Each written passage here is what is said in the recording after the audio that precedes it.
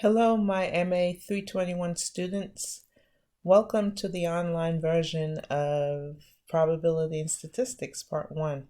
I know that we've had some challenging times over the last few weeks, but I hope that by now everybody is somewhat settled wherever you are, whether you're at home or at a friend's house or family member's house. I hope that you're comfortable, and most of all, I hope that you're healthy and well. I just wanted to take some time to give you an overview of what to expect over the next few weeks. And so I'm here on our homepage of D2L. And of course, I put an announcement up there for you that hopefully you've read.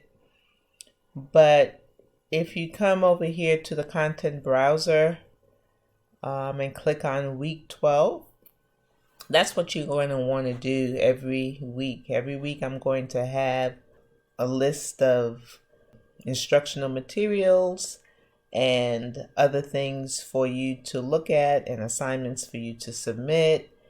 And so you always want to look for the week 12, week 13 tab. Every week I'll also have a checklist just to remind you of the things that you need to do during the week. For week 12, well, for every week pretty much, I'm going to have PowerPoint slides for you to review, just summarizing the content that we'll be covering for that week. But also we'll have videos. I will be posting videos, if there's some homework problems that I think may be a little bit challenging for you, I might go on and post a video on how to work some of those problems. But if you are working on a homework problem or you don't understand the concept, please, by all means, let me know, and I will be sure to put up a video or give you feedback on what you should do to understand that material. So I don't have any videos posted quite yet, but I'm working on those so that you can have those as you're going through this week. Assigned readings, of course, hopefully you still have your textbook, and I'm just putting here the sections that we will be covering during the week. Because we've missed some days, and as I've said in class, we had fallen a little bit behind, I'm going to have to be very picky about the topics that I choose to cover. So even though I may have a whole range of sections, we may not cover everything within that section. I'm going to point out the key things that I'd like you to know. However, please, the more you read, the more you understand, the more you know, the better, the more competitive you'll be when you leave Oakwood, and if you have to discuss anything regarding probability and statistics once you leave here. All right, next we have online discussions. Of course, we're not able to meet as a class and to have discussions, so this is one way that you can engage with one another and talk about the different topics in the class. So every week I will post a discussion for you to respond to. Once you've responded to the question, you will be able to view your classmates' responses. You'll be required to respond to 2 of your classmates' posts. Give feedback. And the feedback that you need to give should be substantive. In other words, don't just make a comment, oh, that was a good post, and just talk about how good it was. I want you to go deeper than that. I want you to talk about, ask questions if something wasn't clear, or if, you want to just add on new information and to help to further the discussion, that's actually what I'm looking for. For week 12 homework, as I've been saying to you all semester long, homework is crucial. Doing homework problems, that's how you actually understand the material in this course or any other math course. I'm not picking it up.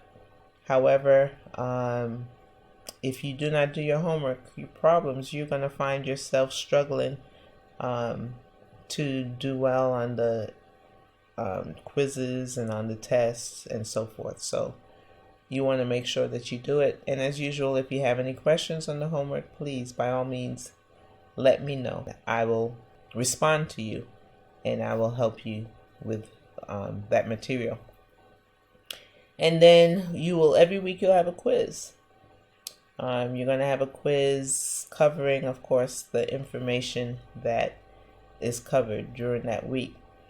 There will be some weeks when you'll have a test instead of a quiz.